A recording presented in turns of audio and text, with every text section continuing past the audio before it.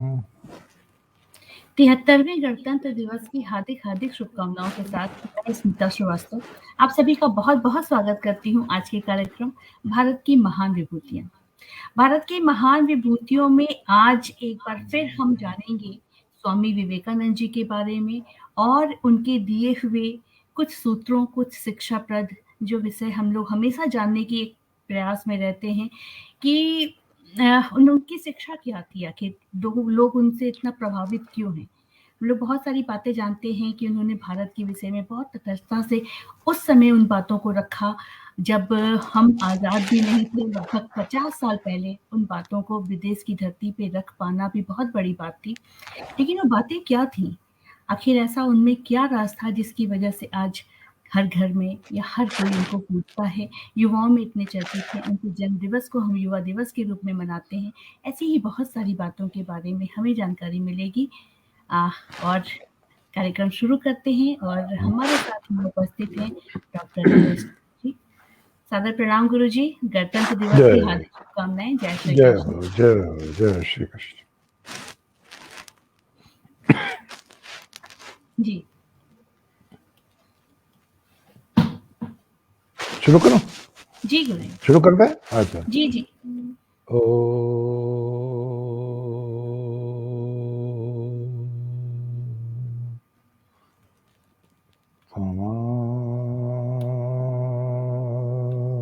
देवा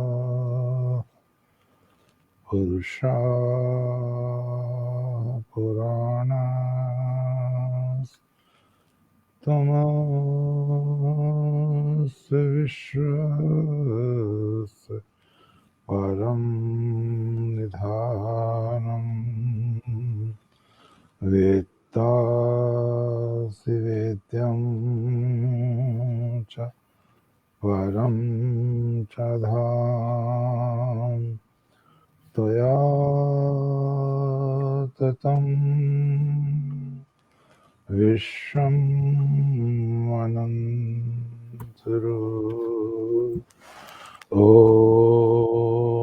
शान्ति शांति शांति। इसने भाई बहन स्मिता जी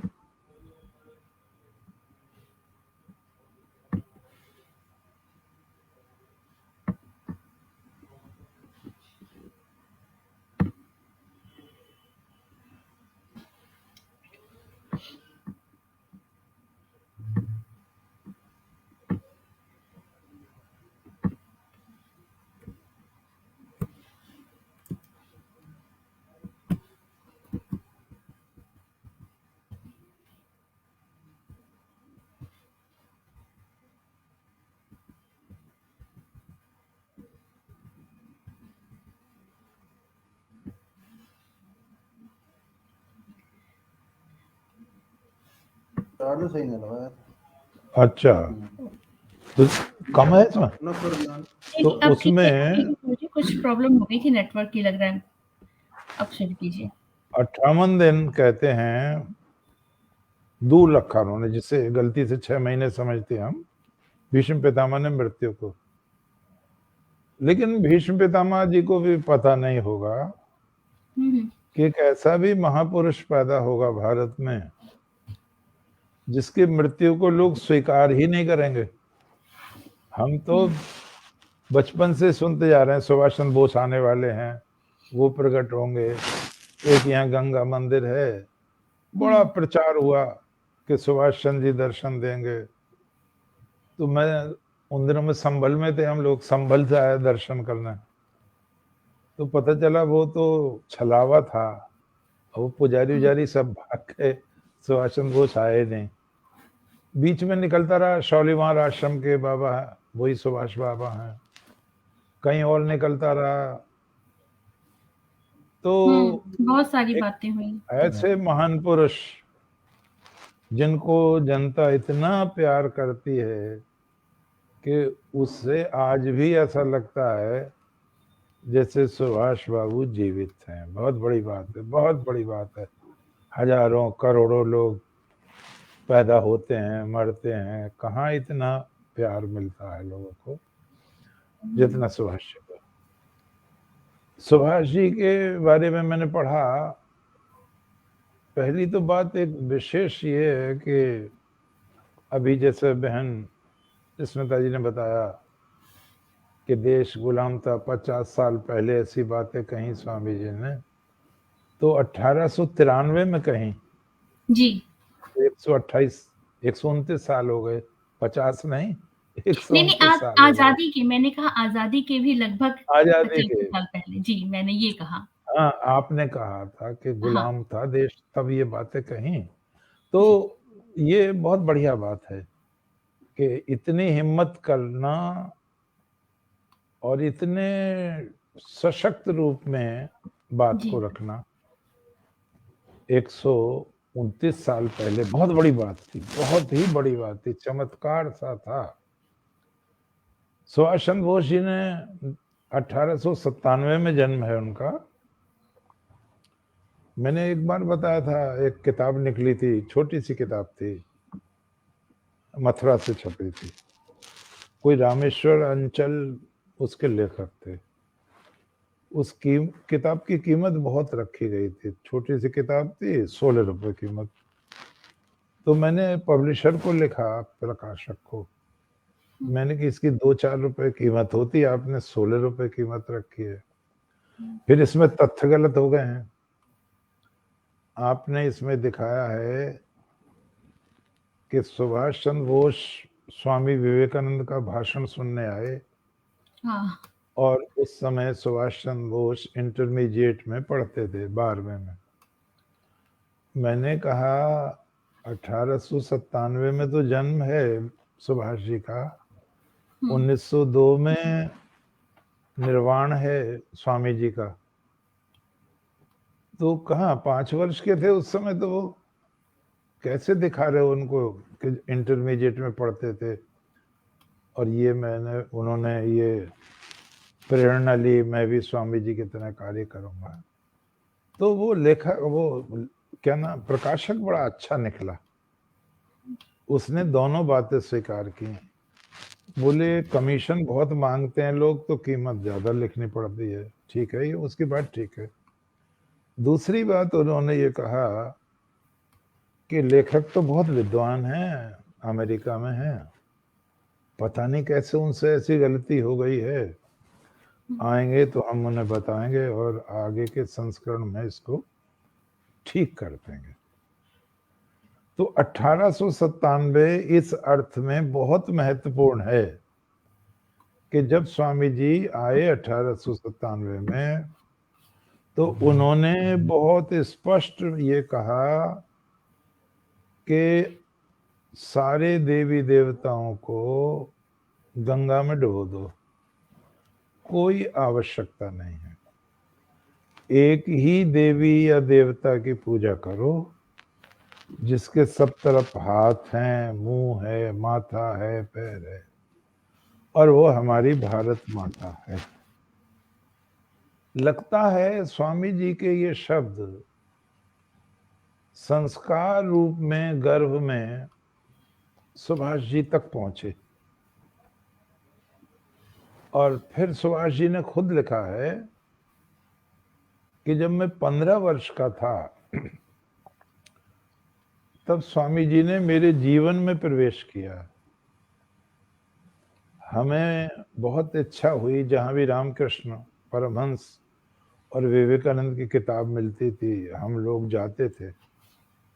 फिर हमने एक संगठन ही बना लिया था विद्यार्थियों का, और हम उस समय केवल और केवल रामकृष्ण परमहंस और विवेकानंद को ही पढ़ते थे। और पढ़ते पढ़ते मुझे लगता था कि यही वो चीज है जिसके लिए मैं तरसता था, मुझे तलाश थी। सारी प्रेरणा उन्होंने स्वामी विवेकानंद से ग्रहण की। ये रायपुर है यहाँ छत्तीसगढ़ में, वहाँ के एक स्वामी हैं विदेहात्मानंद, रामकृष्ण मिशन के।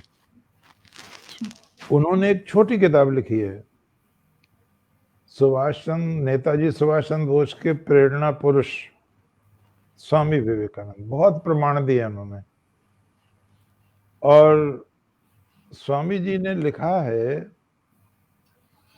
कि मैं इसलिए विशेष रूप से श्रद्धावान हूं, सुभाष जी ने लिखा है स्वामी जी के प्रति, कि ब्रह्म साक्षात्कार करने के बाद भी उन्होंने जनता से संपर्क साधा, उनके कल्याण के लिए अपने जीवन की आहुति दी। नहीं तो अक्सर ऐसा होता है, जिन्हें ब्रह्म रस मिल जाता है वो जनता का साथ छोड़ देते हैं, फिर मतलब नहीं रखते जनता से। मैंने एक बार बताया भी था, आपको ध्यान होगा, संभल में एक परमहंस जी आते थे, उनका नाम मनीराम था, और मैं छोटी कक्षा में पढ़ता था, तो मैंने अपने पिताजी से कहा कि ये जो परमहंस जी आते हैं मनीराम, एक परमहंस जी हमारी किताब में है, रामकृष्ण परमहंस का फोटो भी था उसमें और वो भी था। तो मैंने कहा ये कह रहे हैं कलकत्ता में हुए परमहंस जी, तो कलकत्ता तो बहुत दूर है, अब बचपन में क्या पता था कितनी दूर है। तो मैंने कहा उनका नाम तो यहाँ तक आ गया, इन्हें भी कोई जानता है क्या बाहर परमहंस जी को? तो पिताजी ने बहुत बहुत संतुलित उत्तर दिया कि जनता जब जानती है, जब जनता के लिए काम करेंगे। परमहंस तो जाने कितने हुए और होंगे, रामकृष्ण परमहंस ने जनता की तकलीफों को सुना है और विवेकानंद को तैयार किया है, और रामकृष्ण मिशन के अस्पताल चलते हैं, स्कूल चलते हैं, अनाथालय चलते हैं, आश्रम चलते हैं, उनके सन्यासी बड़े विद्वान होते हैं, पूरे संसार के विश्वविद्यालयों में भाषण देते हैं। मैं स्वामी रंगनाथानंद इसके अध्यक्ष भी रहे हैं, वो उनकी एक किताब पढ़ रहा था गीता पर, 3 खंडों में है।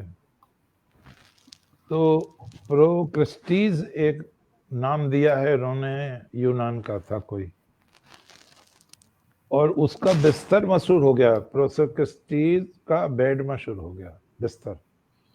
जो कोई उसके घर के आगे से निकलता था वो उसे पकड़ के लाता था, बिस्तर पर लेटो मेरे।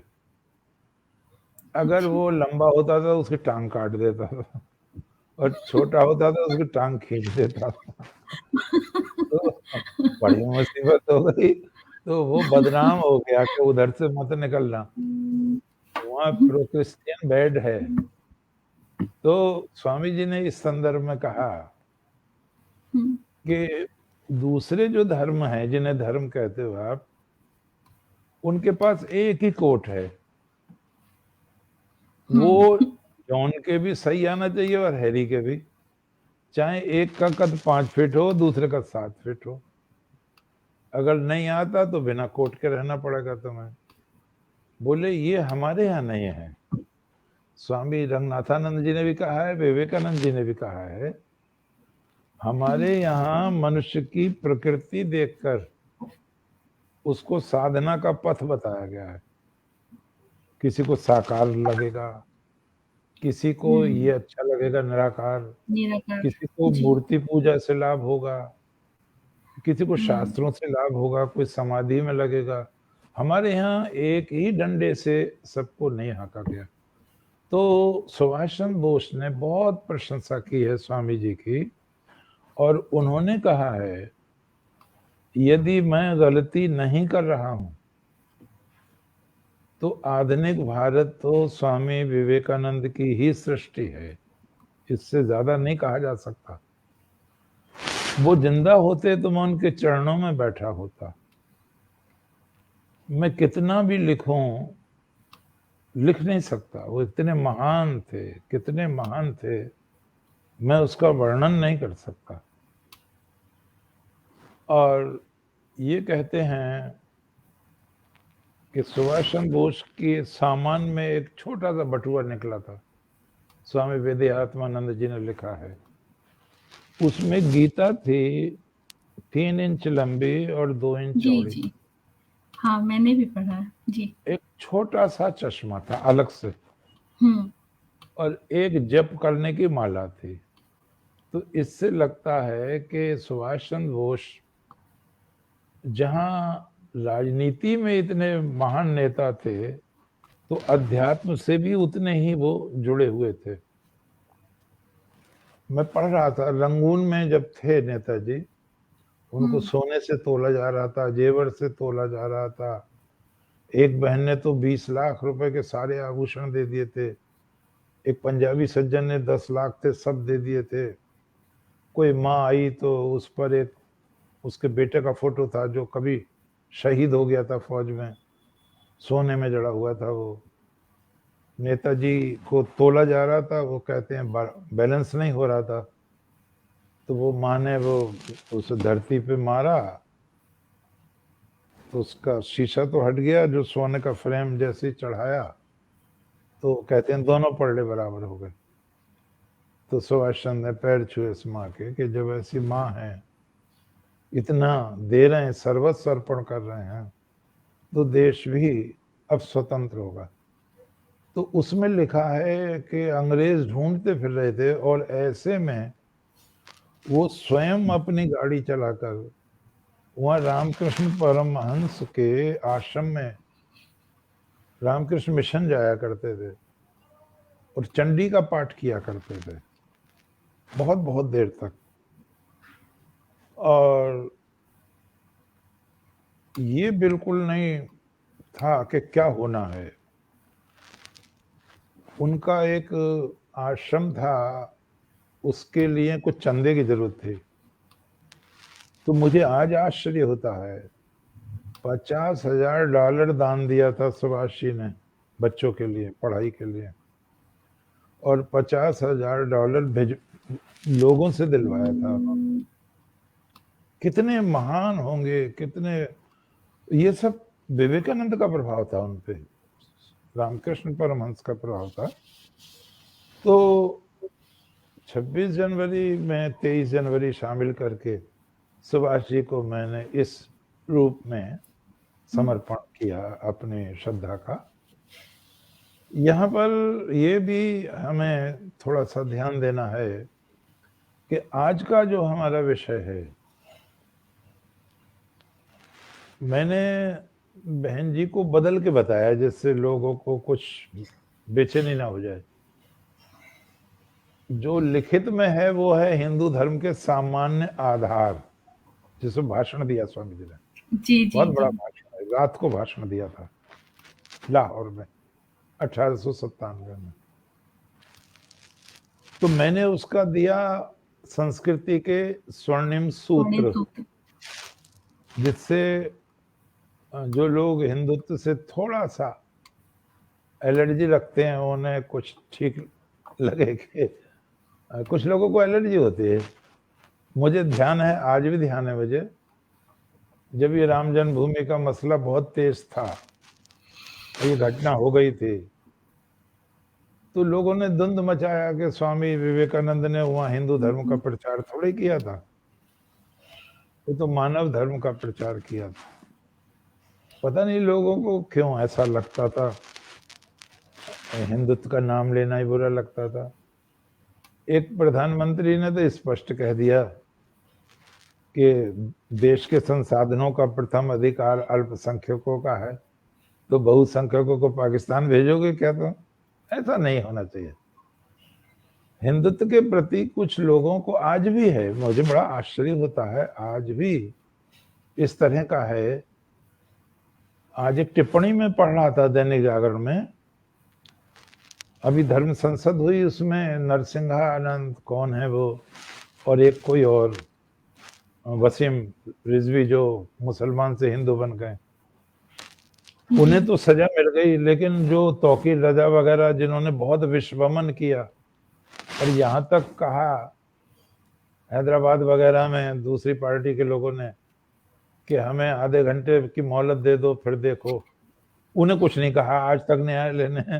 तो कभी कभी लगता है कि ऐसा क्यों करते हैं। इसीलिए मैंने स्मिता जी को जब सब्जेक्ट बताया तो स्वर्णिम सूत्र बताया बजाय हिंदू धर्म के सामान्य आधार। तो अब यहाँ ध्यान देने की चीज है कि वहाँ जो स्वामी जी का पंजीकरण हुआ है उसमें धर्म हिंदू ही लिखा गया है, देश भारत लिखा गया है।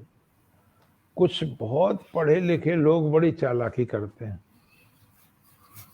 और वो पकड़ नहीं पाते लोग आसानी से, और उनके माया जाल में फंसे रहते हैं। डॉक्टर इकबाल का गीत है, बड़ी आपत्तिजनक बातें हैं उसमें, और स्कूलों में बहुत गाया जाता है, सारे जहां से अच्छा हिंदुस्तान हमारा। क्या कहा उसने, आप देखो, मजहब नहीं सिखाता आपस में बैर रखना। अब मजहब ही तो बैर कराता है, धर्म थोड़ी कराता है। अब देश के टुकड़े हो गए मजहब के नाम पर। दूसरी चीज, हिंदी है हम, वतन है हिंदुस्तान हमारा। हिंदी से हिंदुस्तान थोड़ी बन जाएगा। एक कम पढ़ा लिखा भी आदमी जानेगा हिंदू से हिंदुस्तान बनेगा, तो कहते पढ़ा लिखा आदमी है हिंदी से हिंदुस्तान बता रहा है।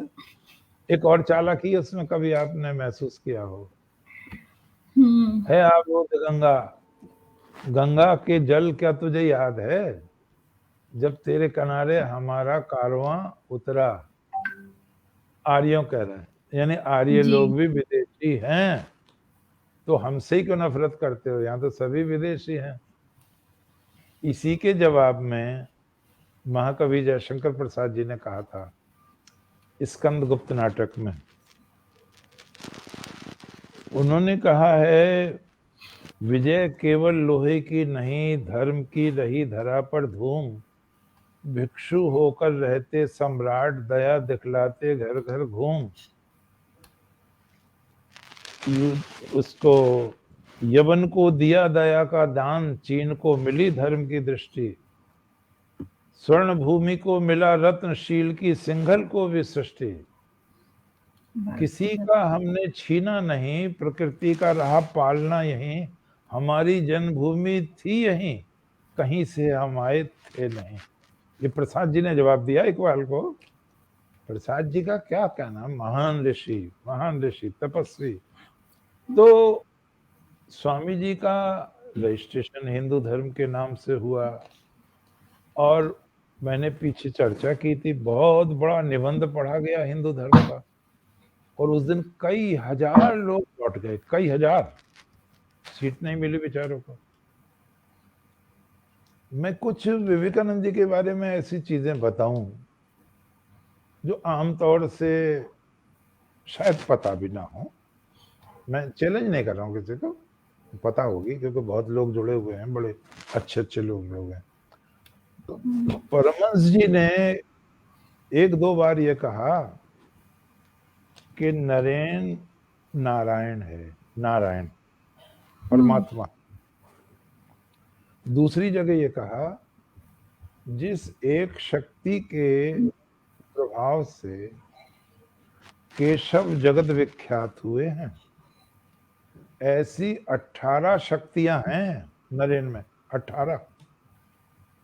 फिर कहा, केशव में एक और आचार्य हैं, नाम ध्यान से उतर रहा है, उनमें ज्ञान का दीप जल रहा है। लेकिन विवेकानंद में तो सूर्य धधक रहा है। रामकृष्ण परमहंस ने अन्यत्र कहा, कोई दल, कोई कमल 4 दल का होता है, कोई 10 दल का होता है, कोई 100 दल होता है, लेकिन कोई कोई सहस्र दल होता, 1000 दल का। नरेन 1000 दल का ही कमल है। ये परमहंस जी ने पूरा जान लिया था, कितनी प्रतिभा के व्यक्ति थे। तो स्वामी जी के बारे में हम और आप ये तो सब जानते हैं, टीवी में भी आता है, मोबाइल सब में, बहुत सुंदर थे, ये तो सब जानते हैं, बहुत सुंदर थे। 5 फुट 9 इंच के करीब थे, कद भी बहुत अच्छा था, नेत्र इतने बड़े थे कि हमारी 2 आदमियों की आंख मिला के एक आंख बनेगी उनकी, बहुत बड़े बड़े नेत्र हैं, जैसे दीपक जल रहे हों। ब्रह्मचर्य से गठित शरीर था। बड़ी प्रार्थना के बाद, तपस्या के बाद माँ ने जन्म दिया था भुवनेश्वरी देवी ने, तो तप से प्राप्त संतान थे। और एक बार जब वो बोल रहे थे, बड़ा शोर मचा उस दिन, बताया हिंदू धर्म पर। कुछ पादरी विघ्न डालना चाह रहे थे, तो स्वामी जी ने भाषण देते देते एकदम रोका उसको।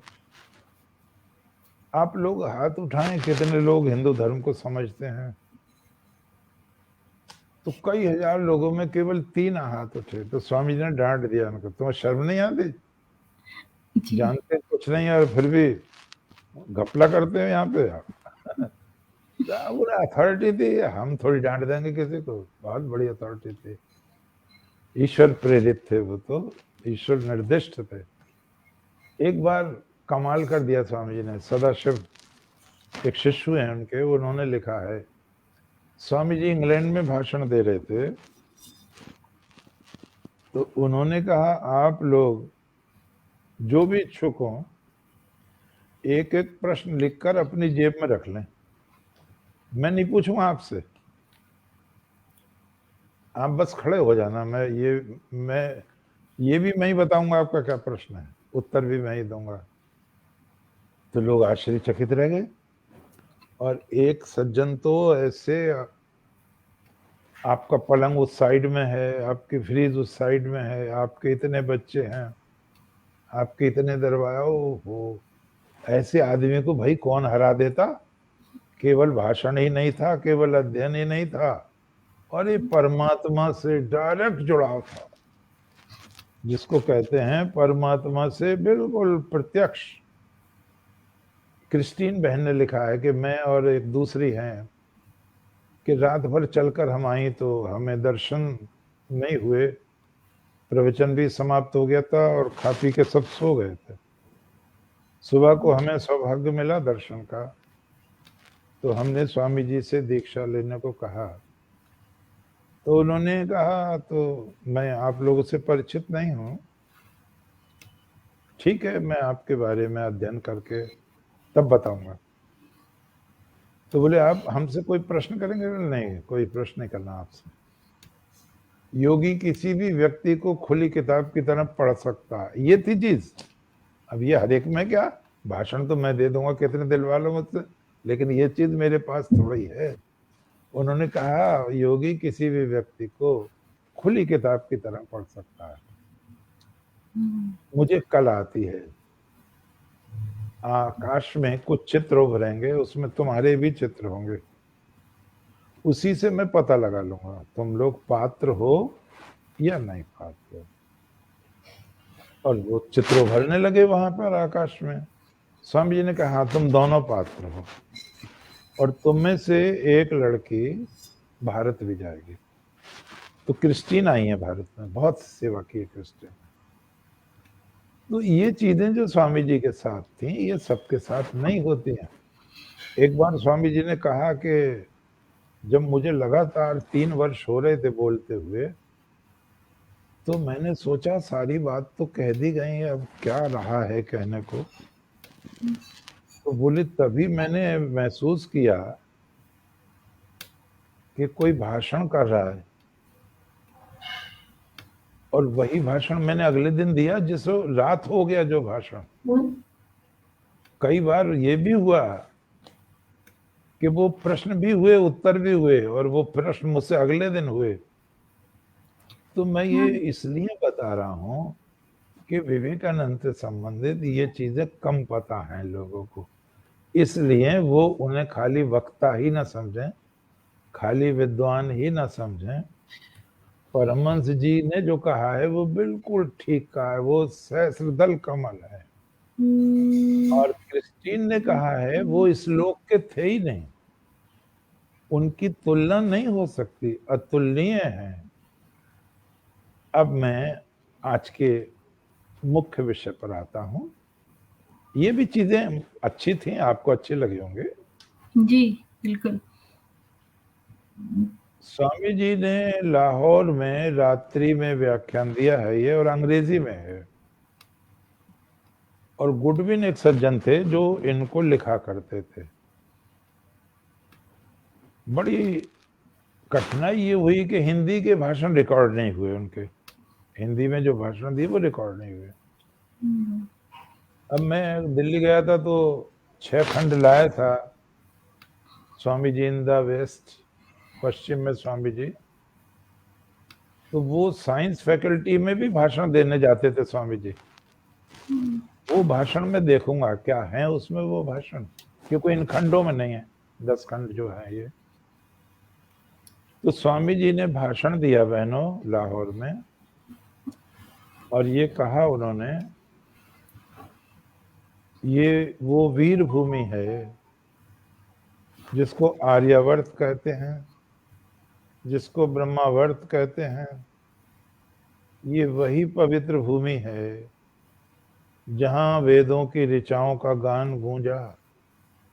ये पवित्र वही भूमि है जहां से अध्यात्म की लहरों पर लहरें सारे विश्व को आप्लावित करती चली गई हैं। ये वही वीर भूमि है जब जब शत्रुओं के, आक्रमणकारियों के हमले हुए, इस वीर भूमि ने हर हमले को अपने सीने पर झेला है। यही वो वीर भूमि है जिसने नानक दयालु जैसे गुरु को जन्म दिया है, जिन्होंने हिंदू मुसलमान सबको गले लगाया है। यही वो वीर भूमि है जहां हमारी जाति के सबसे बाद के सबसे वीर त्यागी पुरुष गुरु गोविंद सिंह का जन्म हुआ है, जिन्होंने अपना पवित्र रक्त बहाया, अपने बच्चों की बलि दे दी। उन लोगों ने भी जब उनका साथ छोड़ दिया तो वो दक्षिण चले गए, चुपचाप मृत्यु की बाट देखने लगे। कोई अभिशाप का शब्द नहीं कहा उन्होंने। यहाँ एक सामाजिक कार्यकर्ता हैं, सरदार गुरविंदर सिंह नाम है उनका, सरदार हैं। तो मैंने उन्हें फोन किया, बड़ी मुश्किल से तो नंबर मिला। पहले फोन में नंबर थे, वो फोन खराब हो गया था। तो उन्हें भी आश्चर्य हुआ, कैसे मैं फोन कर रहा हूँ इतने दिन बाद। मैंने कहा, क्या गुरु गोविंद सिंह जी को सिख लोगों ने साथ छोड़ दिया था अंत समय में? अब ये बातें सबको पता नहीं है, और मैं इसलिए मजबूत था कि विवेकानंद जैसा आदमी कह रहा है। तो वो हिल गए अंदर से और उन स्वीकार किया, हाँ ऐसा हुआ। और बोले सब तरह के आदमी हैं। उन्होंने कहा हमें तनख्वाह दो, कहाँ से रोटी खाएंगे।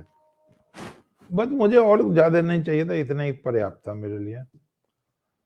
तो जिन्होंने ये नारा दिया, चिड़ियंते में बाज छुड़ाऊं, 1.25 से एक लड़ाऊं, तब गुरु गोविंद नाम पाऊं।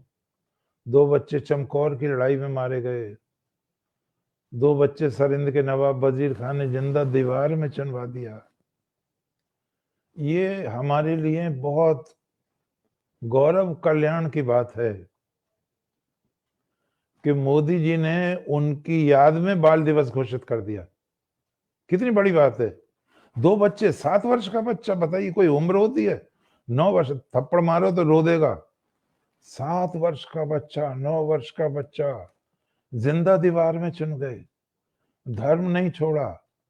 अरे बाल दिवस तो इनकी याद में होगा, जब जब होगा तो याद तो आएगी कुर्बानी, याद तो आएंगे अत्याचार लोगों के, धर्म के नाम पर क्या क्या पाप किए हैं। जब उनसे कहा गया कि हमारा धर्म अपना लो, नहीं तो हम तुम्हें जिंदा दीवार में चुनवा देंगे। उस धर्म को अपनाने से क्या फायदा है जो इतना क्रूर है? क्या वो धर्म हो सकता है? क्या बात कही होगी बच्चों ने, कमाल कर दिया। तो मुझे ये बहुत अच्छा लगा। और स्वामी जी ने गुरु गोविंद सिंह की वहां लाहौर के भाषण में बहुत प्रशंसा की है। स्वामी जी ने दूसरी बात कही, बहनों भाइयों, कैसे इतने बड़े आदमी, कितने बड़े कद के आदमी ने कैसी बात कही, ये बताना चाहता हूं। स्वामी जी जब राम न आए दक्षिण भारत में तो 50 स्वागत द्वार बनवाए गए थे। 50 सारी सड़क भरी हुई थी, गंगा जल छिड़क रहे थे, पुष्प छिड़क रहे थे, जय जयकार हो रही थी, छतों से, छज्जों से, गलियों से।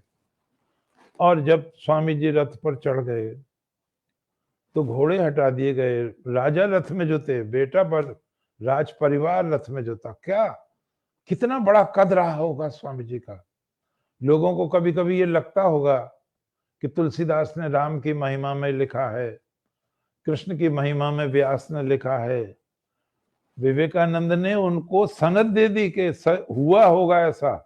जब मेरे साथ ऐसा हो सकता है तो स्वयं नारायण जब राम रूप में आए होंगे, कृष्ण रूप में आए होंगे, तो कितना सम्मान उनको मिला होगा। एक जगह तो रेल नहीं रुकनी थी वहां, लेकिन आदमियों ने स्टेशन मास्टर से कहा कि हमें दर्शन कर लेने दो बस। अंग्रेजी जमाना था, उसने कहा नहीं, मेरे अधिकार क्षेत्र से बाहर की बात है। वो नहीं माना। जब नहीं माना तो तमाम हजारों लोग लाइन पे लेट गए, वहीं रेल की लाइन पे। ओहो, ड्राइवर मुझको ईश्वर ने बुद्धि दी, उसने दूर से देखा, ओहो बड़ी क्रिटिकल पोजीशन है, उसने डेड कर दी वहां स्पीड अपनी, कोई दुर्घटना नहीं हुई। और जैसी ट्रेन आई तमाम लोग, स्वामी जी को डिब्बे से उतरना पड़ा, सबका प्रणाम स्वीकार करना पड़ा स्वामी जी को। तो एक ऐसा व्यक्ति जिसका इतना आकर्षण हो कि रेल से कट जाएंगे लेकिन जाने नहीं देंगे रेल को, तो वो स्वामी जी जब मंच पर होते थे शिकागो के, इधर से उधर तो लोगों के हलचल मच जाती थी, एक दूसरे से कहने लगते थे देखो स्वामी जी क्या करने वाले हैं, इतने बड़े कद का आदमी क्या कह रहा है। ये ध्यान देने की चीज है। हमारे लोग इतराज आते हैं, जरा सा एमएलए बन गए, एमपी एमएलसी या कुछ बन गए, बदतमीजी करने लगते हैं, मर्यादा का उल्लंघन करने लगते हैं, कुछ भी बकवास कर देते हैं। स्वामी जी ने क्या कहा, बहनों भाइयों, मैं आपके बीच में आचार्य के रूप में नहीं आया हूं, मैं गुरु के रूप में नहीं आया हूं, मैं आपके भाई के रूप में आया हूं, मैं बालक के रूप में आया हूं, मैं एक हिंदू धर्म के घटक के रूप में आया हूं। आलोचना बहुत हो चुकी, आर्य समाज की तरफ इशारा था, आर्य समाजी भी बहुत आए थे स्वागत करने, डीएवी कॉलेज के फाउंडर वगैरह आए थे, तमाम लाला हंसराज वगैरह, और स्वामी राम तीर्थ आए थे, तीर्थराम गोस्वामी थे, तब पढ़ाते थे। उन्होंने कहा मैं हिंदू धर्म के घटक के रूप में आया हूं। आलोचना बहुत हो चुकी। जब मकान बनता है तो मचान बांधा जाता है, पाड़ कहते हैं उसको, पाड़ बांधी जाती है, लेकिन जब मकान बन जाता है तो पाड़ खोल ली जाती है। कहीं कहीं तो भूत प्रेतों के भी वो डाल देते हैं कि नजर न लग जा। तो उन्होंने कहा आलोचना बहुत हो चुकी, स्वामी जी ने कहा आलोचना बहुत हो चुकी, आलोचना की वह आवश्यकता पड़ती है, सुधार की भी आवश्यकता पड़ती है, कटु वाणी की भी आवश्यकता पड़ती है, लेकिन हमेशा नहीं। सदा तो रचनात्मक कार्य ही आते हैं काम। अब आप आलोचना बंद करें। मैं ये खोजने आया हूं आप लोगों के बीच में कि वो कौन सी चीजें हैं हमारे और आपके बीच में कि हम सारे हिंदू मिलकर एक राष्ट्र बन जाएं, एक शक्ति बन जाएं। जिन पूर्वजों ने इसे स्वर्ण युग बनाया राष्ट्र को, हम इसे पुनः स्वर्ण युग में ही ले जाना चाहते हैं। मैं आप लोगों से सलाह लेने आया हूं, और मैं एक बात और कहना चाहता हूं, मैं उन लोगों से सहमत नहीं हूं जो हिंदू का अर्थ बुरा करते हैं, काला, चोर, डकैत, काफिर। आर्य समाजियों को इशारा था। इसका सिर्फ इतना ही अर्थ है, सिंधु नदी के पार का। सै को है बोलते थे वो, जैसे सप्ताह को हफ्ता कहते हैं। तो उन्होंने कहा, और ये मैं बहुत शालीनता से कह रहा हूं, चूंकि आर्य समाजी भी हैं, सनातनी, सब तरह के हैं। दयानंद जी के समय तक ये रिसर्च नहीं हो पाई थी। हिंदू का अर्थ बड़ा सौभाग्यशाली था अरब में, बहुत सौभाग्यशाली। सुंदर लड़कियों को हिंद कहते थे, सुंदर लड़कियों को। सुंदर तलवारों को हिंद कहते थे। और मैंने पीछे बिरला मंदिर की कविताओं का जिक्र किया, आपको याद होगा जी। मोहम्मद साहब के चाचा की कविता है वहां, उमर बिन हशाम की, आपने बताया था। उनसे 2400 वर्ष पहले की कविता है, लाबी की। चारों वेदों का मेंशन है वहां। और ये कहा, हे प्रभु, हमारे सारे जीवन का पुण्य लेके एक दिन के लिए हिंद के दर्शन का सौभाग्य दे दो। वहां अंक को आज भी हिंदसा कहा जाता है, हिंदसा, हिंद से गया हुआ। इंजीनियर को मुहिंदी कहा जाता है, हिंद की विद्या का जानकार।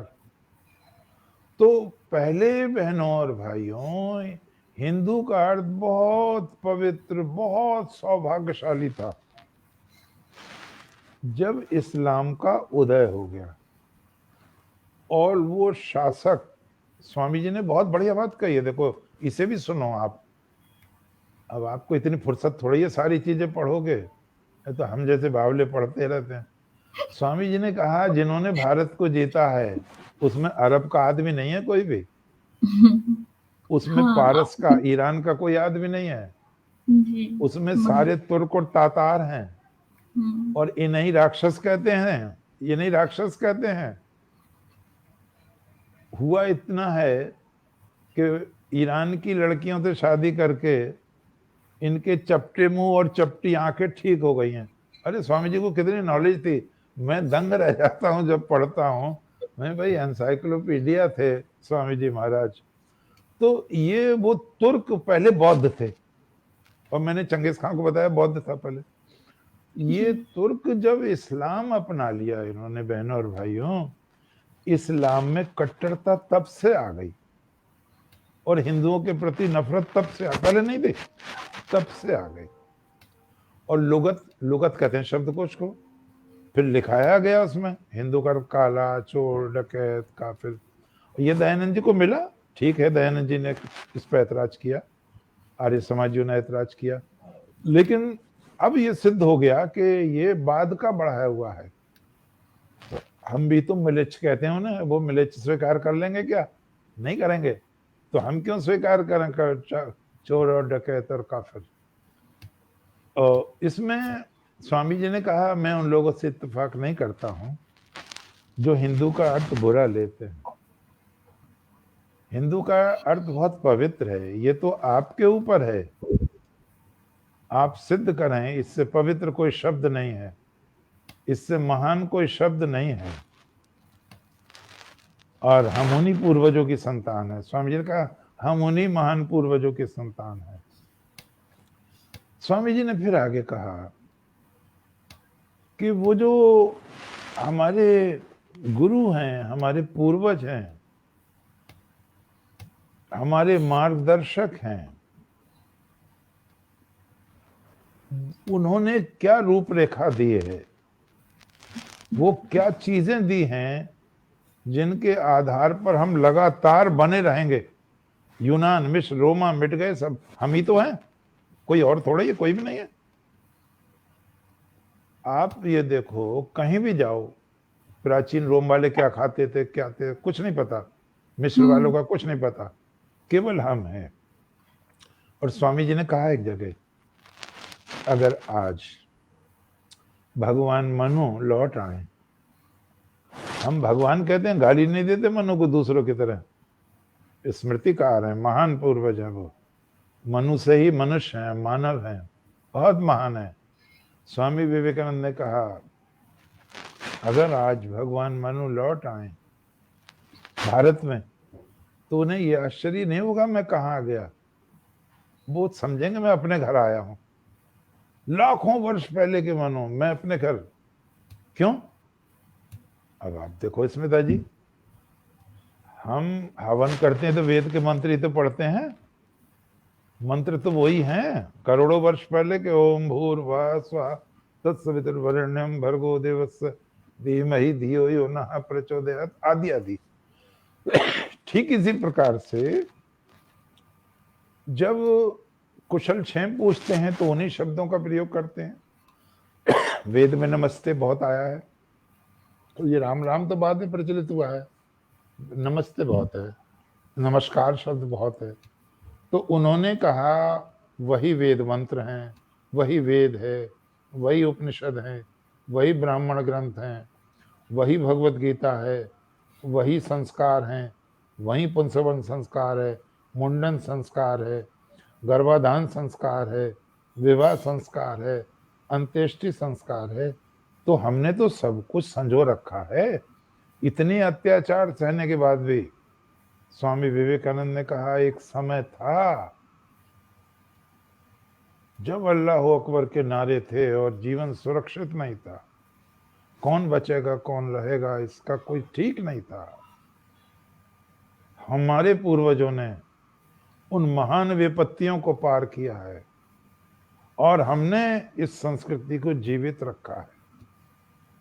आज ये दायित्व हमारे पास है, ये संस्कृति इसी तरह प्रवाहमान होनी चाहिए।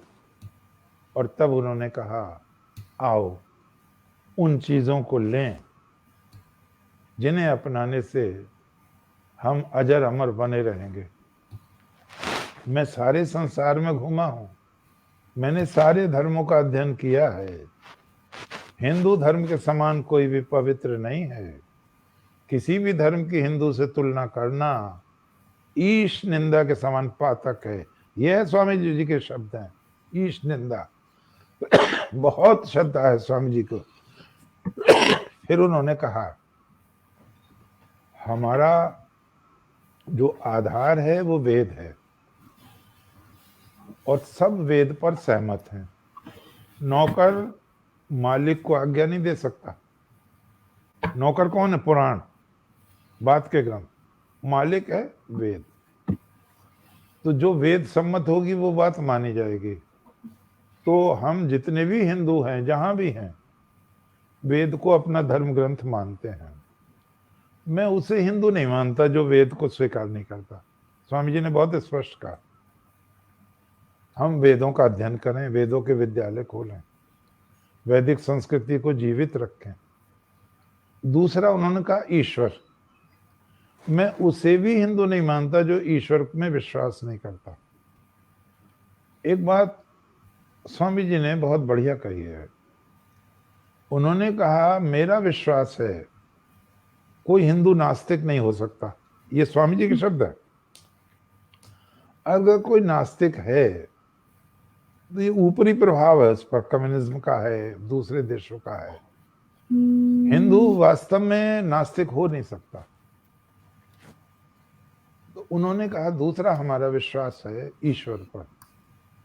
ये अलग बात है, आप उन्हें साकार माने, निराकार माने, मूर्ति पूजा माने, समाधि से प्रत्यक्ष करें, ज्ञान मार्ग लें, भक्ति मार्ग लें, कर्म मार्ग लें, स्वतंत्र हैं आप।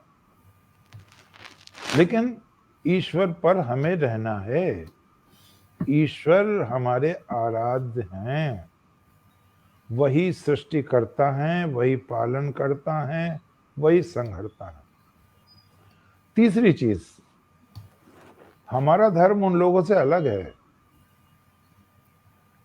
जो विश्वास करते हैं ये सृष्टि पहली बार हुई है और नष्ट हो जाएगी। नहीं, सृष्टि नष्ट नहीं होती है, लय होती है, नष्ट नहीं होती। सूर्य चंद्रमसो यथा पूर्वम अकल्पयत। विधाता पहले के समान ही इसको स्वामी जी ने शब्द दिया प्रक्षेपण। बनाया नहीं, प्रक्षेपण। फिल्म का प्रक्षेपण ही तो होता है, प्रक्षेपण करता है ईश्वर इसको। तो ईश्वर अमर है, ध्यान रखें, जीव अमर है, प्रकृति अमर है, तीनों सत्ताएं अमर है, एक दूसरे को बनाता नहीं है। ये ईश्वर जीव को नहीं बनाता, जीव भी अमर है, प्रकृति भी अमर है। ईश्वर ब्रह्म है, ब्रह्म कहते हैं बड़े को। किन से बड़ा है? जीवात्मा से भी बड़ा है, प्रकृति से भी बड़ा है। और भगवान ने कहा है, मम योनिर्महद ब्रह्म तस्मिन् गर्भम ददाम्यहम्। मेरी योनि, ये प्रकृति मेरी योनि है, मैं इसमें गर्भ स्थापित करता हूं। तो वो ईश्वर भी, प्रकृति भी, जीवात्मा भी। और उन्होंने कहा हमें रिलीजन का अर्थ क्या है, धर्म का अर्थ क्या है? वो आदमी झूठ बोलता है, स्वामी जी ने कहा, जो दूसरे धर्म की निंदा करता है, उसे धर्म का ABCD भी नहीं आता। वो आदमी भी झूठ बोलता है जो कहता है धर्म केवल मेरे मजहब में ही है, दूसरी जगह नहीं है। वो झूठ बोलता है, उसे धर्म की ABCD नहीं आती। धर्म का अर्थ न तो बकवास है, न धर्म का अर्थ किताब है। रिलीजन का अर्थ है रियलाइजेशन, ईश्वर का साक्षात्कार। ईश्वर का साक्षात्कार करने से ही ये जन्म और मरण छूटता है। वेदाहम पुरुषम महंतम आदित्य वर्णम तम सह परस्तात् तमेव विदित्वा मृत्युमेति नान्यः पंथा विद्यते अनाय। उस परमात्मा से जुड़ना है, सभी को जुड़ना है, और वही हमें जन्म और मृत्यु से, दुखों के सागर से छुड़ाएगा। फिर स्वामी जी ने कहा एक और तत्व हमें जोड़ता है, वो आत्मा। जब अंग्रेज मर जाते है कोई, तो वो कहता है कि उसने आत्मा को छोड़ दिया, लेकिन हम कहते हैं उसने शरीर को छोड़ दिया, शरीरांत, देहांत। जी जी जी। तो ये हम में और उनमें अंतर है। उनके यहाँ शरीर पहले है, आत्मा बाद में है। हमारे प्रोफेसर बता रहे थे, बड़े योग्य थे, रमेश चंद्र त्रिवेदी जी, कि एक बार एक स्त्री ने इंग्लैंड में पादरी को पीट दिया। अब वो पादरी ने मुकदमा चला दिया। अब मुकदमा चला तो वो स्त्री को आना पड़ा वहां। तो उन्होंने कहा आपने कहा है कि पादरी जी को पीटा आपने? बोले नहीं, मैं तो नहीं पीट सकते। बोले कैसे? बोले स्त्री में तो आत्मा ही नहीं होती। मैं बिल्कुल समझ गई। तो वो संविधान ठीक करना पड़ा। वैसे भी लकुना है थोड़ा सा कि आदम सो रहा था गहरी नींद में, और ईश्वर ने उसकी एक पसली निकाल ली और उससे औरत बना दी। तुम्हारी उससे औरत बना दी। तो ये हमारे यहाँ नहीं है। स्वामी जी ने कहा ये सब बकवास हमारे यहाँ नहीं है। लाखों वर्ष का अध्ययन, तपस्या, योग, समाधि से उसको प्रत्यक्ष किया गया है। हर चीज को, बकवास नहीं है, ध्यान है, बहुत बड़ी साधना है। तो आत्मा है, और आत्मा को निर्विकार रखना है।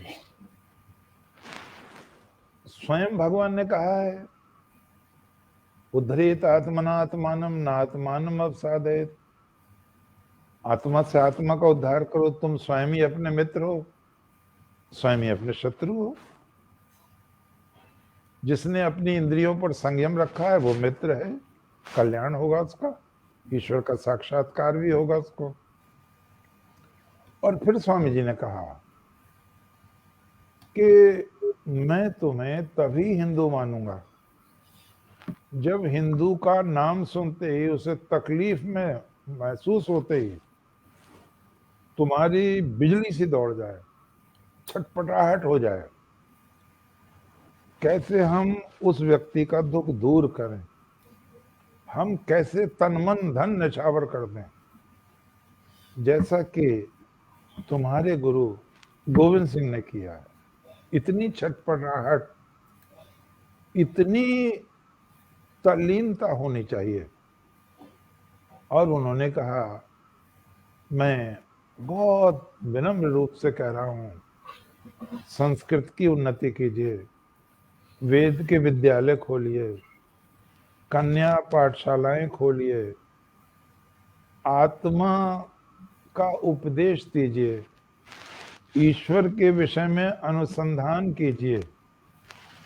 इस देश को जोड़ने के लिए उन महापुरुषों को पैदा करो। एक बहुत बड़ी बात और कही है स्वामी जी ने यहाँ, मैं ये भी प्रार्थना करूंगा कि सबको विवाह नहीं करना चाहिए। ये स्वामी जी की बात बोले, इतनी बड़ी बड़ी आत्माएं आती हैं लेकिन वो विवाह की बलि वेदी पर कुर्बान कर दी जाती हैं, उनकी भेंट चढ़ा दी जाती है।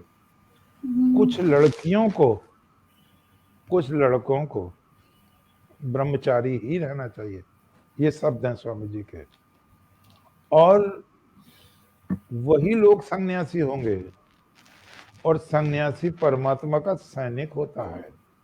आपको परमात्मा का सैनिक बनना है। घर गृहस्थी भी चलाओ, वो बात भी सही है। और मैं बहुत नहीं चाहता, थोड़े से लोग जिनकी मांसपेशियां लोहे की हों, धमनियां इस्पात की हों, हृदय में वज्र हो, और उत्तिष्ठ जागृत प्राप वरान्य बोधक, उठो जागो, जब तक लक्ष्य प्राप्त न हो रुको मत। स्वामी जी का ये भाषण बहुत प्रिय हुआ, तमाम लोग मिलने आए। और यहाँ एक बात और बता दूं, चूंकि आर्य समाज का गढ़ है पंजाब पहले से ही, तो स्वामी जी से शास्त्रार्थ हुआ किस पर? श्राद्ध पर, श्राद्ध पर। जी जी जी। और स्वामी राम, मुझे बड़ा वो हुआ कि वो मिला नहीं भाषण, वो विवरण उसका।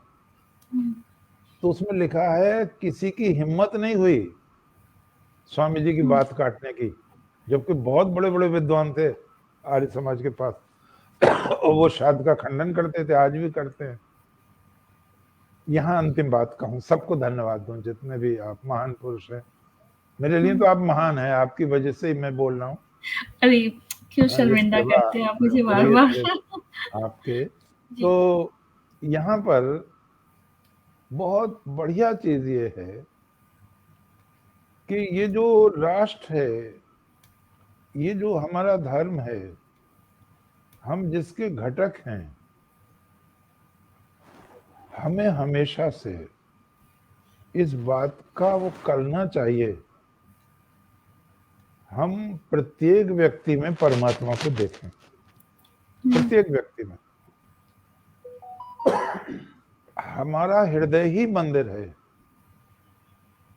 और शारंगधर संहिता में कहा गया है, जब आप सोने लगें तो अपने आप से सवाल करके सोएं, सोने से पहले, तुम देवत्व की ओर बढ़े हो या पशुत्व की ओर बढ़े हो।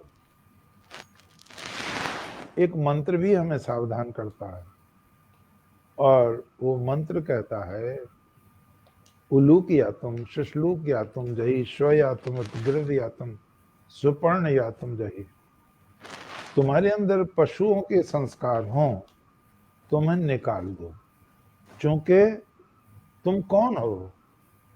तुम अमृत के पुत्र हो, तुम ईश्वर के पुत्र हो, तुम्हें ये शोभा नहीं देता। ईश्वर के पुत्र का ये दायित्व है। श्रीमती एनी बेसेंट पे एक भाषण दूंगा मैं कभी, मैं मेरी बहुत प्रिय है श्रीमती एनी बेसेंट। उन्होंने कहा है, श्रीमती एनी बेसेंट ने, हिंदुओं गलती मत करना, हिंदुओं गलती मत करना। भारत तभी तक भारत है जब तक हिंदुत्व है, इसकी जड़ें हिंदुत्व में हैं। अगर हिंदुत्व नष्ट हो गया तो ये अजायब घर हो जाएगा, ये रिसर्च का विषय रह जाएगा, खंडहर रह जाएगा। जब परमात्मा सृष्टि रच रहा था, एक एक देश को भेज रहा था धरती पर, तब उन पर एक एक जिम्मेवारी भी सौंप रहा था। उसने रोम को लॉ दिया, कानून दिया, यूनान को उसने ब्यूटी दी, सौंदर्य दिया, मिस्र को उसने रिलीजन दिया, परमात्मा ने अपनी ज्येष्ठ संतान भारत को धर्म दिया, सबसे बड़ी महान ड्यूटी दी, और वो शब्द था धर्म। धर्म का कोई पर्यायवाची नहीं हो सकता। मनुष्य के प्रति धर्म, पशुओं के प्रति धर्म, पक्षियों के प्रति धर्म, नदियों के प्रति, समुद्र के प्रति, वातावरण के प्रति, सारी सृष्टि के प्रति कर्तव्य। तो हिंदू धर्म ही बहनों इतना विशाल है, जो पेट को कब्र नहीं बनाता, किसी धर्म के नाम पर, किसी उसके नाम पर वो बलि नहीं लेता। ईश्वर हमारा पिता है, और पिता पुत्रों की हत्या नहीं करेगा। भगवान कृष्ण ने जरासंध से यही कहा था, तुम शंकर को बलि देना चाहते हो राजाओं की? शंकर पिता हैं हमारे। कौन पिता बच्चों का खून पीता है? और वो नहीं माना तो भगवान ने कहा उससे, देखो तुम नहीं माने तो हम तुम्हें इतिहास के रंगमंच से हटा देंगे। तो हमारे महान पूर्वजों ने, मानधाता ने, महाराणा प्रताप ने, छत्रपति शिवाजी ने, उनसे भी पूर्व भगवान श्री राम ने, भगवान श्री कृष्ण ने, सब ने यही किया है। जिन्होंने मानवता को रौंदना चाहा है, उन्होंने उनको समाप्त कर दिया है। यही मंत्र है, इंद्रम वर्धन्तु अप्सरा खंडवन्तु विश्वम आर्यम अपघनन्तु अरावणः। अच्छे लोगों को आगे लाओ, संसार को श्रेष्ठ बनाओ, दुष्ट है उनका दमन करो। यदा यदा ही धर्मस्य ग्लानिर्भवति भारत अभुत्थानम् अधर्मस्य तदात्मानं सृजाम्यहं परित्राणाय साधूनां विनाशाय च दुष्कृताम् धर्म संस्थापनार्थाय संभवामि युगे युगे। स्वामी विवेकानंद ने आपको जो धर्म दिया है, जो दयानंद जी ने आपको धर्म दिया है, जो वेदों ने, उपनिषदों ने, गीता ने, रामायण में, हम ही हैं। सृष्टि में केवल हम ही हैं जिन पर सारी सृष्टि की रक्षा का भार है। ईश्वर करे हम इसको वहनने में समर्थ हों। बहुत बहुत बहुत बहुत प्रणाम, बहुत बहुत बच्चों को आशीर्वाद। सभी को कोई प्रश्न पूछना हो तो आप सादर आमंत्रित। जी, बहुत बहुत धन्यवाद गुरुजी। और आपके साथ तो समय का ऐसे ही पता नहीं चलता। हम लोग कुछ कमेंट्स हैं, कुछ लोगों के नाम हैं, जी जी मैं वो पढ़ते चलती हूँ। और मैं एक बात शुरू से ही चल रहा था, जब बाल दिवस का जिक्र आया तो मैं बताना चाहूँगी थोड़ा सा कि 26 दिसंबर को वीर बाल दिवस के रूप में अब मनाने की घोषणा हुई है तत्कालीन प्रधानमंत्री और सरकार द्वारा। तो ये एक अच्छा कदम है। रुपेश कुमार श्रीवास्तव जी हमारे साथ यहाँ उपस्थित रहे, बोल रहे हैं कि मेरे सुझाव पर विचार करने के लिए बहुत बहुत धन्यवाद और सादर प्रणाम। ये सुझाव, ये विचार उनकी तरफ से ही आया था कि स्वामी विवेकानंद जी पे कुछ अध्याय चलाए जाएं, उनकी शिक्षाओं के बारे में लोगों तक पहुंचाया जाए, जिस कार्य से का प्रारंभ आज से हो गया। RSD चातक जी हमसे जुड़े रहे, आपको प्रणाम कह रहे हैं, मुझे बहुत सारा आशीर्वाद। कीर्तन त्रिपाठी जी हैं, वो भी गणतंत्र दिवस की हार्दिक शुभकामनाओं के साथ आपको सादर प्रणाम भी कह रहे हैं। सर्वेश मिश्रा जी हैं, अर्चना यादव जी हैं। कीर्तन त्रिपाठी जी कहते हैं कि स्वामी विवेकानंद जी, आचार्य रजनीश जी, राजीव दीक्षित जी आदि ऐसे महापुरुष थे जो अगर अल्पायु में अगर विदा ना हुए होते तो निश्चित ही भारत में एक बहुत बड़ी वैचारिक क्रांति एवं स्वर्णिम दौर से गुजरती। हाँ, इसमें कोई शक की बात नहीं है कि इनके विचार हमेशा हमें प्रेरित करते हैं, लेकिन कहते हैं ना कि कभी भी कुछ रुकता नहीं है। आप पढ़िए, आप अपने अंदर वो जागृत कीजिए और उसको आगे बढ़ाने का एक प्रयास कीजिए। और आपका मतलब ये है कि हम सभी हम सब में वो सारे गुण हैं, वो सारे बल हैं, वो सारी शक्तियां हैं, बस जागृत करने की आवश्यकता है। मैं हमेशा इस बात को कहती हूँ, बहुत विश्वास के साथ इस बात को कहती हूँ। केडी सिंह जी हैं हमारे साथ में, और प्रवीण श्रीवास्तव जी हैं, समाज सेवा में बहुत अच्छा कार्य कर रहे हैं, वो हमसे जुड़े रहे, आपको सादर प्रणाम कह रहे हैं। सृजन गोरखपुरी जी हैं, राजेश राज सर जुड़े हुए हैं हमसे और स्वागतम कह रहे हैं। अभी आगे बहुत सारे कमेंट्स मैंने उनके पढ़े हैं, मैं एक एक करके पढ़ूंगी। सुनीता सिंह जी हैं, कहती हैं कि अत्यंत प्रभावपूर्ण शैली और उत्तम व्याख्यान है, धन्यवाद आपको कह रही हैं। और मैं हमेशा देखती हूँ कि सुनीता सिंह जी का साथ हमें हर बार मिलता है, और मुझे लगता है कि वो आपसे मिलना भी चाहेंगी, जिस तरह से उनके कमेंट्स आते हैं, हमेशा जुड़ती हैं वो। रमा पंत जी हमसे हमारे साथ में प्रणाम कह रहे हैं और मुझे भी धन्यवाद कह रहे हैं। सुनीता सिंह जी की भी बहुत सारे कमेंट्स हैं। राजेश राज सर कहते हैं कि हर अवतरण को उनके वास्तविक समय में अनुयायियों ने सताया और उनके जाने के बाद में उन्हीं की फोटो मूर्ति का पूजन आडंबर शुरू कर दिया। जी हाँ, ये भी बहुत बार देखने में आया। विष्णुदेव त्रिपाठी जी हैं और राजेश राज सर कहते हैं कि प्रोफेसर भी रमेश, शिष्य भी रमेश, ज्ञान के प्रक्षेपण की अद्भुत मिसाल। जी हाँ, आपने बात बात में बहुत बड़ी बात कह दी कि सब कुछ वही है, चाहे सामने बैठा हो, चाहे स्वयं में हो, चाहे कहीं भी, तो वो नजरिया, वो नजर बहुत आवश्यक है। मांडवी वर्मा जी हैं, कालका प्रसाद अहिरवार जी हैं, अध्यात्म की सुंदर अभिव्यक्ति सर, गणतंत्र दिवस पर स्मरणीय जानकारी। और राजेश राज सर कहते हैं कि जो चीज आपको ना मिले वो स्मिता को बोलिए, वो सीबीआई की तरह खोद के निकाल देगी, ऐसा कुछ कह रहे हैं। वोकल फॉर लोकल की वैश्विक व्याख्या हर देश का एक गुण। जी हाँ, आपकी हर बात को उन्होंने बहुत ध्यान से सुना है और उस पर अपनी प्रतिक्रियाएं भी दे रहे हैं, तो बहुत अच्छी बात है। अच्छा, मांडवी वर्मा जी जानना चाह रही है, गुरुजी आपने कहा था उपनिषद पढ़ने के लिए, लेकिन कौन सा उपनिषद पढ़ें, कृपया मार्गदर्शन करें। ईशोपनिषद पढ़ें पहले। ईशोपनिषद वो यजुर्वेद का 40वां अध्याय है, उसे ही अलग से उपनिषद भी कहते हैं, ईशोपनिषद। ठीक है मांडवी जी, आज आपको अच्छी जानकारी मिल गई, लेकिन मेरा अपना पर्सनल एक्सपीरियंस ये हो सकता है कि मेरे पास थोड़ी बुद्धि कम हो, लेकिन जब जब मैंने कुछ पढ़ा है ना, तो मुझे कुछ समझ में नहीं आता है, और जब सामने बैठ के कोई समझा देता है तो मुझे समझ में आ जाता है। तो ये बहुत बड़ा अंतर है मेरे साथ। तो मैं चाहूंगी कि हम लोग जी। प्रियंका जी नहीं आ रही हैं आजकल? प्रियंका जी थोड़ा सा व्यस्त चल रही हैं, लेकिन मैं उनको आपकी ये बात पहुंचा दूंगी।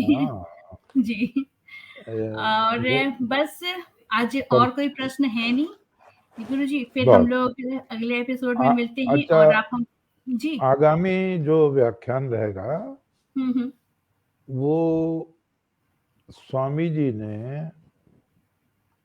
एक दर्द रखा है अपने हृदय में, वो ये कि जब हम विद्वान भी थे, बलवान भी थे, पैसा भी था, तो हम क्यों गुलाम हुए, गुलाम क्यों बने। इस विषय पर भाषण है अगला भाषण। सब कुछ होते हुए भी हमारा पतन क्यों हुआ, ये भाषण का अगला विषय है। बहुत अच्छा विषय है ये, और आप लोग हमसे शुक्रवार को भी जुड़ना ना भूलिएगा, क्योंकि हम लोग डिप्रेशन जैसी बीमारी, डिप्रेशन जो आज के समय में मुझे लगता है कि हर जगह व्याप्त हो चुका है, वो किसी भी क्षेत्र के हो, या स्त्री हो, पुरुष हो, बच्चे, यहाँ तक कि बच्चों में भी ये चीज बहुत देखने को मिलता है। तो उसको हम कैसे पहचानें, उसके लक्षण क्या है, उसके उपाय क्या है, और क्या कर सकते हैं हम, किस समय से इसका रोकथाम कर सकें। तो इस विषय को लेकर के हम एक मनोचिकित्सक से बात करेंगे शुक्रवार को रात में 8 बजे बात मुलाकात में, तो हमसे जुड़ना ना भूलिए। और बहुत बढ़िया जी चलिए, बहुत बहुत धन्यवाद, बहुत बहुत शुक्रिया, और गणतंत्र दिवस की पुनः सभी को बहुत बहुत बधाइयाँ, और फिर हम लोग बहुत जल्दी मिलते हैं। अपना ध्यान रखिएगा। नमस्कार, जय हिंद, जय भारत।